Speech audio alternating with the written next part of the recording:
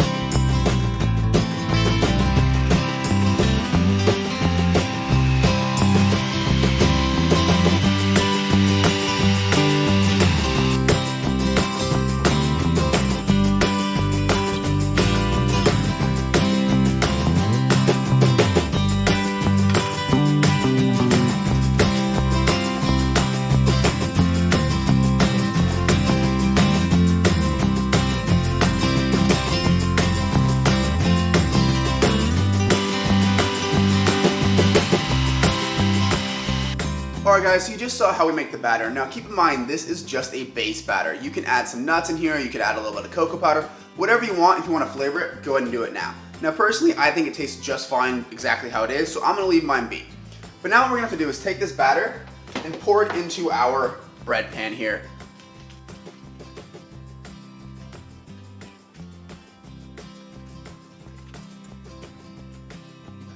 Now that our pan is full, I went ahead and just smoothed out the top a little bit so you don't get those weird peaks that are gonna burn. And now I'm gonna go ahead and stick it in the oven for 35 minutes. Keep an eye on it, but 35 minutes should be perfect.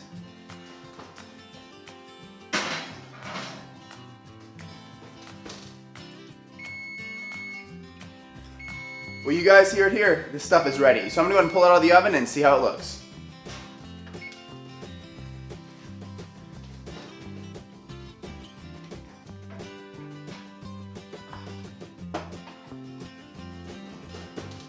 It is a fantastic golden brown color, so let's give it a few minutes to cool down. I'm gonna pop it out of this tray and then cut it up. Alright guys, so I went ahead and pulled it out of the oven and let it cool down for about 20 minutes. Tip, when you pull it out of the oven, stick a butter knife in the center. If it comes out clean, then you're good to go. If not, put it back in for a couple minutes and just keep checking it because you don't want it to be raw in the center.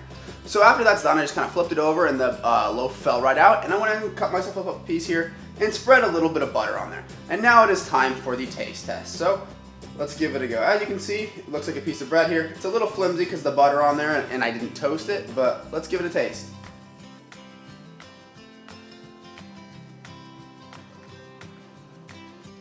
Now it has that perfect spongy consistency that you're looking for in bread. It is a little bit crumblier, and it could be that mine is still warm and it hasn't cooled down all the way yet, but do bear that in mind. And adding the butter on there really kind of helps complement the flavor because I am using salted butter. But guys, I really recommend giving this a try. It may be a very expensive loaf of bread to make because of the ingredients, so you might not do it very often, but if you're really craving bread, this is a million times better than going out and having real bread. With that guys, I'm gonna close the video.